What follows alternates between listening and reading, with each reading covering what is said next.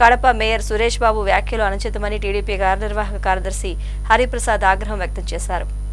Yellow media అవాస్తవాలు publicity చేస్తోందని Kadapa mayor Suresh Babu చెప్పడం సిగ్గుచేటని టీడీపీ కార్యనిర్వాహక కార్యదర్శి హరిప్రసాద్ మండిపడ్డారు. కడపలో ఆయన మీడియాతో మాట్లాడుతూ గత ప్రభుత్వ పాలనలో ఇసుక కోసం ప్రజలు, కార్మికులు ఎన్నో ఇబ్బందులు పడ్డారన్నారు. వైసీపీ నాయకులు ఇసుకను ఇతర ప్రాంతాలకు అక్రమంగా తరలించారన్నారు. గత ప్రభుత్వ హయాంలో మేయర్ సురేష్ బాబు, అంజాద్ బాషా, అహ్మద్ బాషా మట్టిని దోచుకున్నారని, కానీ ఇప్పుడు ఇసుకను ఉచితంగా ఇస్తున్న టీడీపీ ప్రభుత్వాన్ని విమర్శించడం శోచనీయమన్నారు. వివేకానంద రెడ్డి చనిపోయినప్పుడు హార్ట్ అటాక్తో చనిపోయినాడని వాళ్ళ మీడియానే పబ్లిసిటీ చేసింది. వాళ్ళకి అలవాటు ఆ విధంగా పబ్లిసిటీ చేయడం.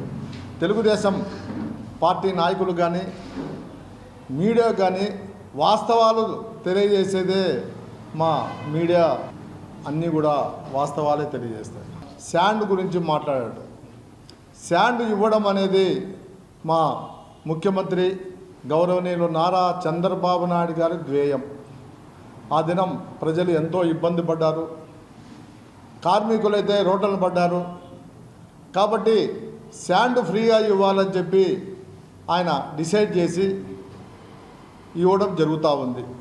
అయితే వైసీపీ నాయకులు శాండ్ను ఇతర రాష్ట్రాలకు పంపించి దోచుకోవడం అందరికీ కూడా, ప్రజలందరూ కూడా తెలుసు.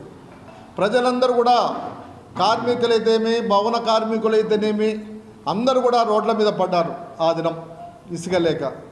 ఈ దినం ఫ్రీగా ఇసుక ఇస్తూ రాయల్టీ కట్టి దాదాపు 750 రూపాయలకు ఇసుక వస్తూ ఉంటే దాన్ని కూడా ఈ మేయర్ సురేష్ గారు మాట్లాడడం సిగ్గుచెట్టు.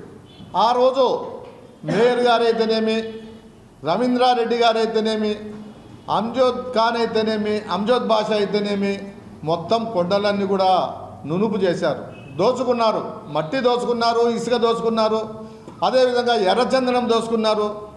ఒకటి కూడా వదలకుండా అన్నీ దోచుకుని అలవాటు పడిన వాళ్ళు 30 రోజులు కాలేదు అప్పుడే తెలుగుదేశాన్ని విమర్శించడము నిజంగా శోచనీయం. మేయర్ గారు తెలుసుకొని మాట్లాడాల్సిందిగా మేము కోరుతున్నాం. చంద్రబాబు నాయుడు ముందుకెళ్తాడు.